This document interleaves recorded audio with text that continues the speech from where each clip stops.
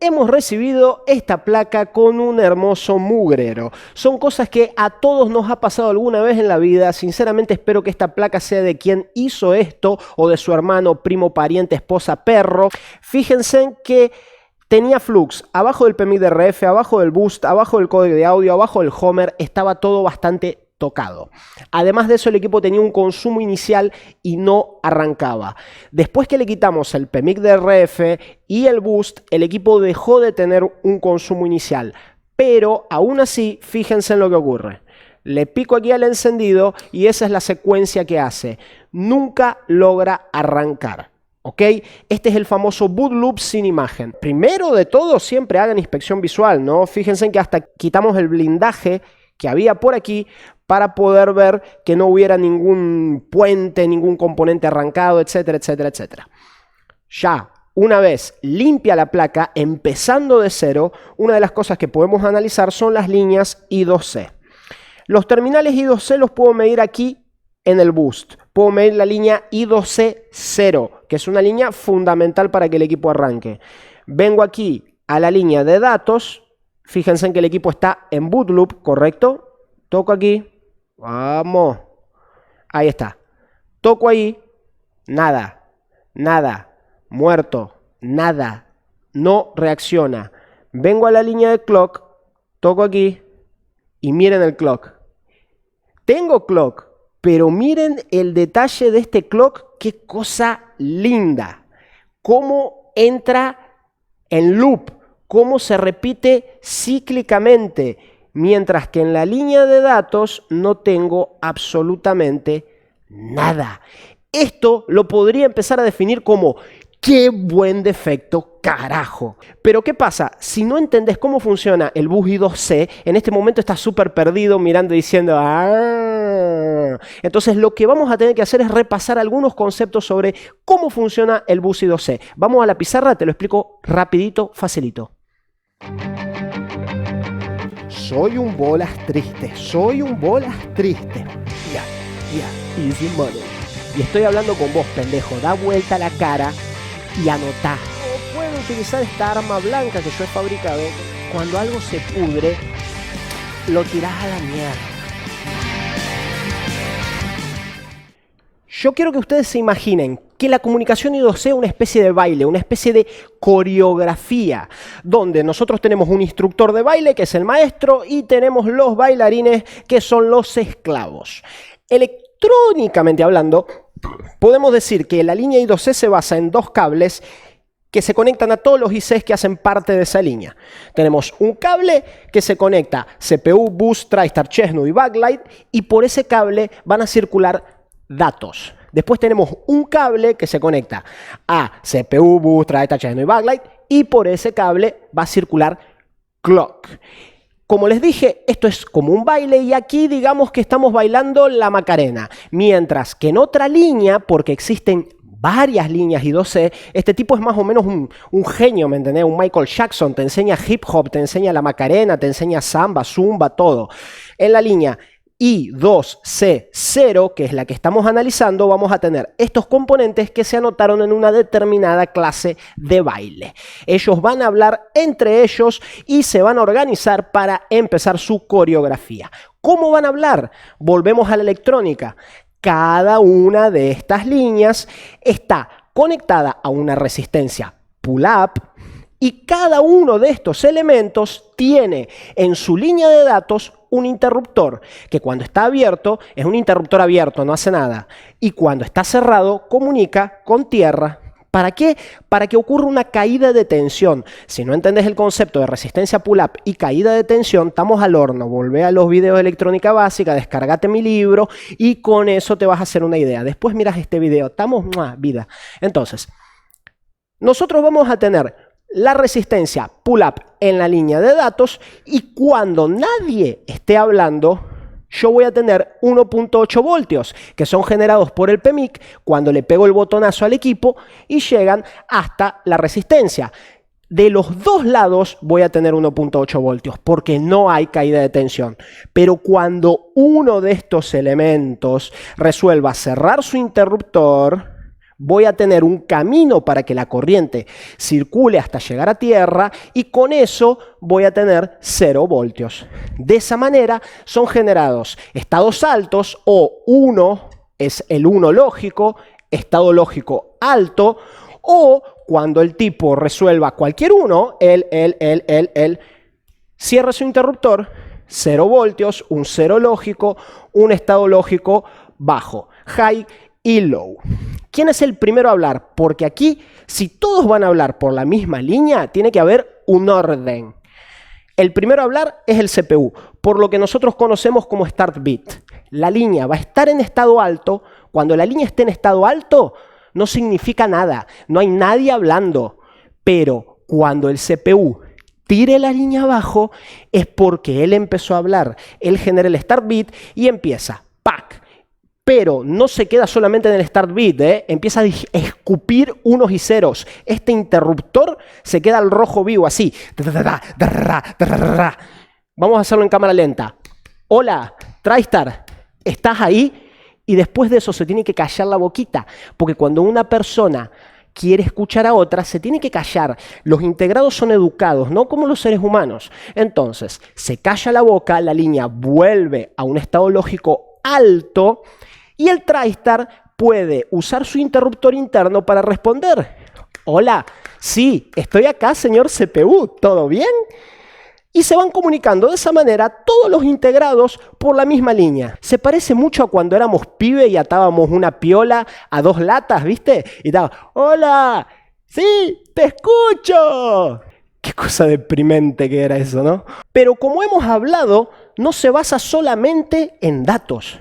Esto es un ritmo, es un baile, y para bailar necesitas música. ¿Quién va a generar esa música? ¿Quién va a generar ese ritmo? El CPU. Nuevamente, línea de clock conectado a una resistencia pull-up, conectado a una línea de 1.8 voltios que viene del PMIC, y aquí solo el máster, porque solo el máster tiene derecho a elegir la música que los demás van a bailar, tiene un interruptor. Y con eso, él va a dar el play en la música. Él va a hacer unos y ceros, pero a un cierto ritmo. Ese es el clock, un ritmo que siempre se va a repetir. Ahora vamos a unir las dos cosas. El CPU habla, pero al mismo tiempo que habla, tiene que enviar el ritmo. Entonces, en realidad, él dice, hola, TriStar, ¿estás ahí? Y el TriStar responde, sí, CPU, estoy aquí. Y cuando está todo listo, el CPU dice, 1, 2, 3, ¡vamos!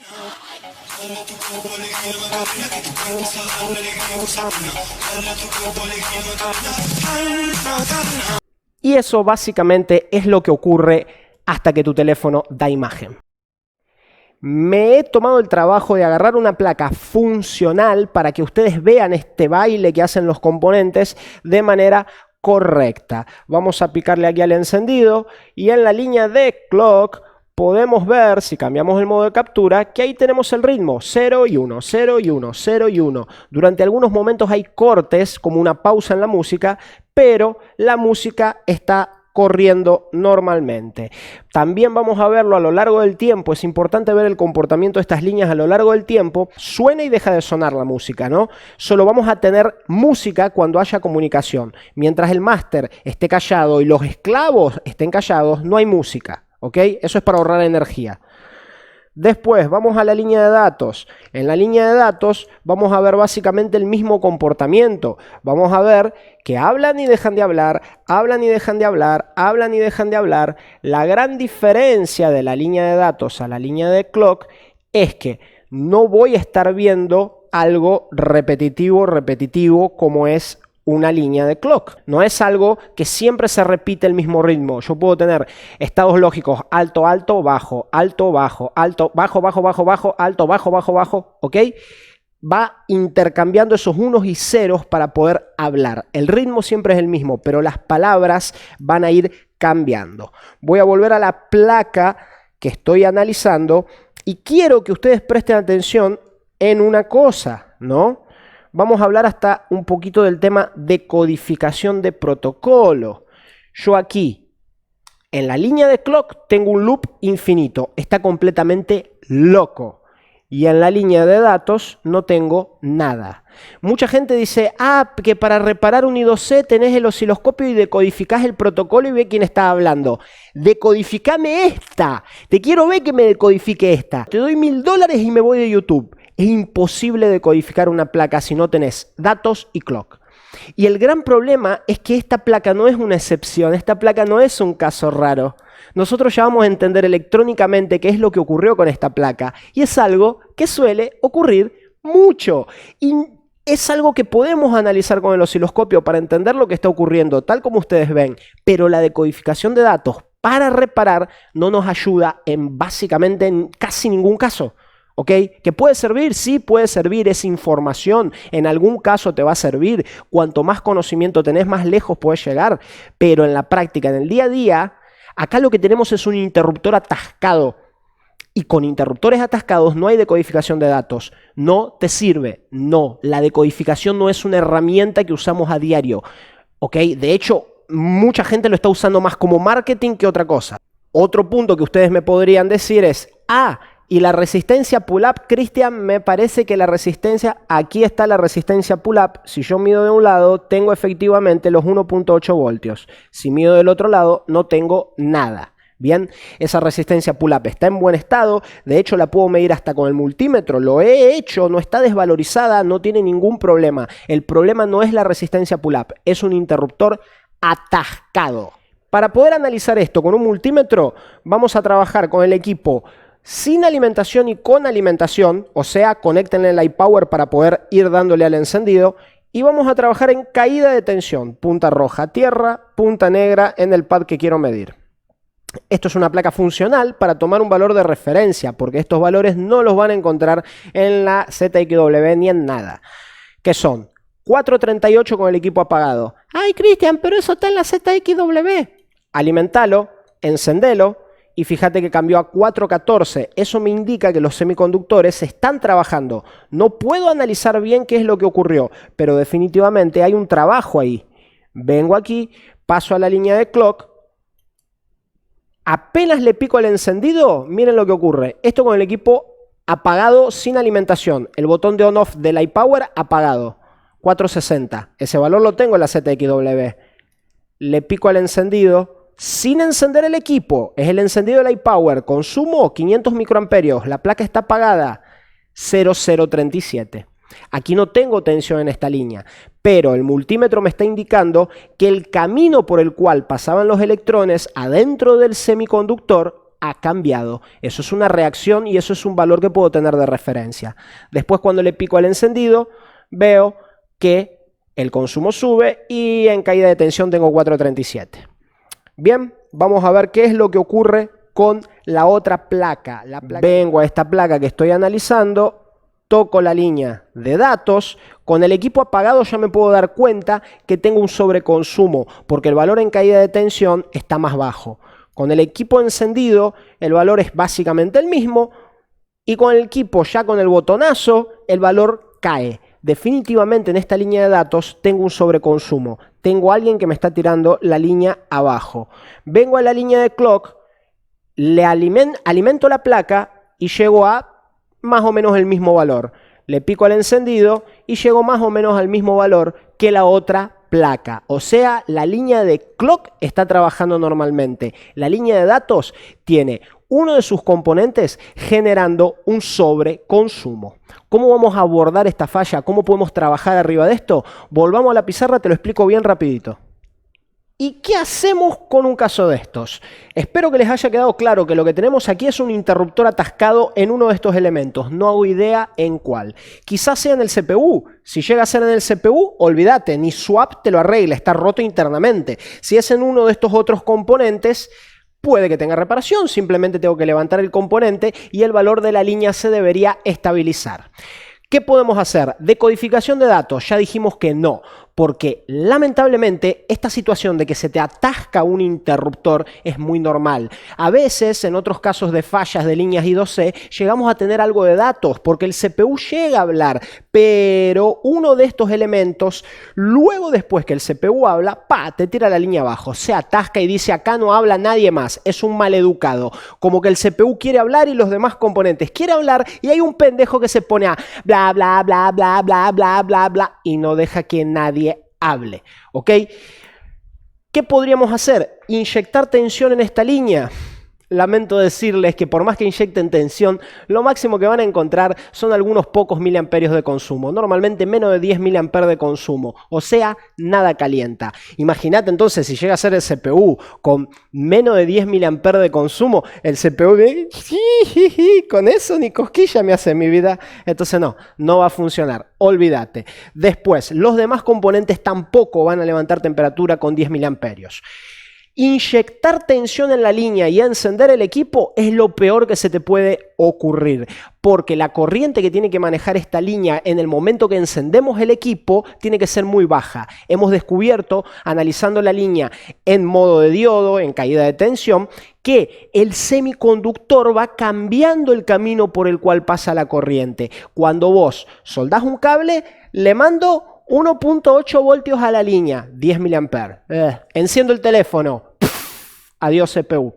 Lo que nos queda lamentablemente al día de hoy sigue siendo inspección visual o levantar componentes. Levantás este componente y ves si el valor se estabilizó. Medís con el osciloscopio. Levantás este componente y ves si se estabilizó. Medís con el osciloscopio.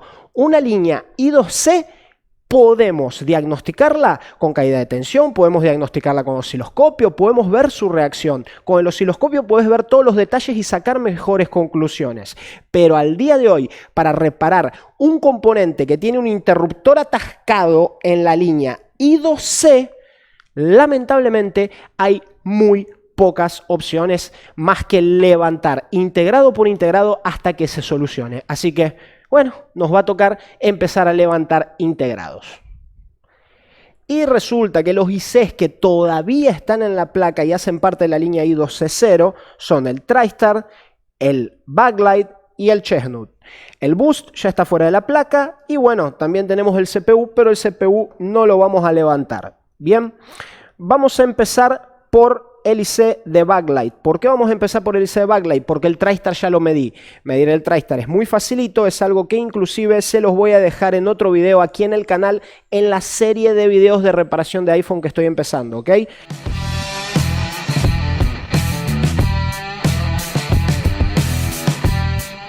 Vamos a conectar nuestro iPower y vamos a picarle al encendido y ver la reacción del equipo. A ver si tuvimos suerte. A ver si tuvimos suerte. No, lamentablemente no hemos tenido suerte. El equipo sigue sin arrancar. El valor sigue bajo. El valor sigue siendo el mismo. Lo más probable es que la transferencia de datos siga exactamente igual.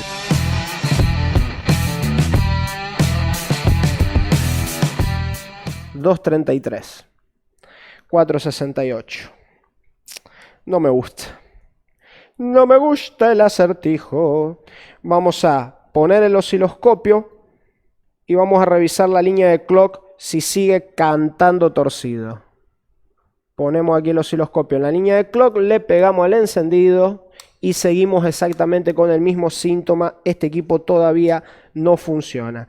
Vamos a levantar el TriStar como último intento. Y ya, si no es el TriStar, el problema está en el CPU, el equipo no va a tener arreglo.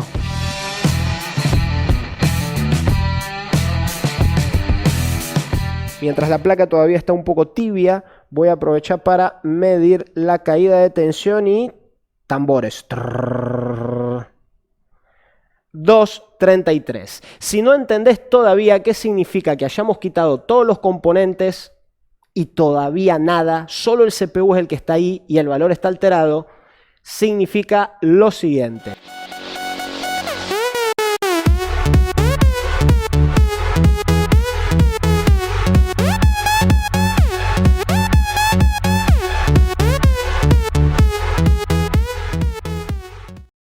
Lo lamento mucho.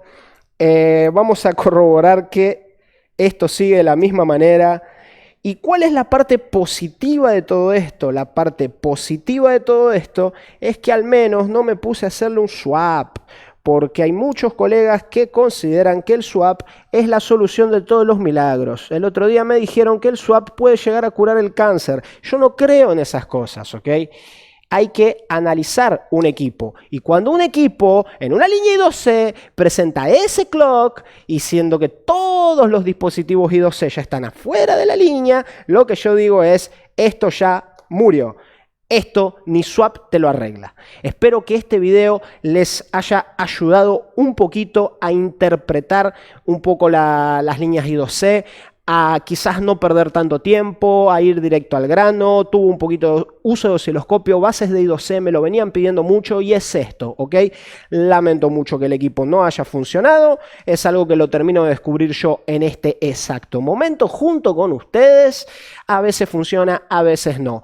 Lado negativo, no voy a ganar mi dinero. Lado positivo, al menos no me puse a bajar el CPU porque eso requeriría mucho más tiempo, otra placa donante, etcétera, etcétera, etcétera, para que después yo mirara y dijera, no funciona. Bien, analicen, estudien, ese es el camino. Y no se pongan como obcecados, que decodifica, yo me voy a comprar un osciloscopio y quiero decodificar. El osciloscopio nos ayuda muchísimo y hemos podido ver eso ahora. Pero decodificar tampoco es la solución para todos los problemas de I2C. En realidad es la solución para muy pocos problemas de I2C. ¿Ok? Nos vemos, muchachos. Un gran abrazo.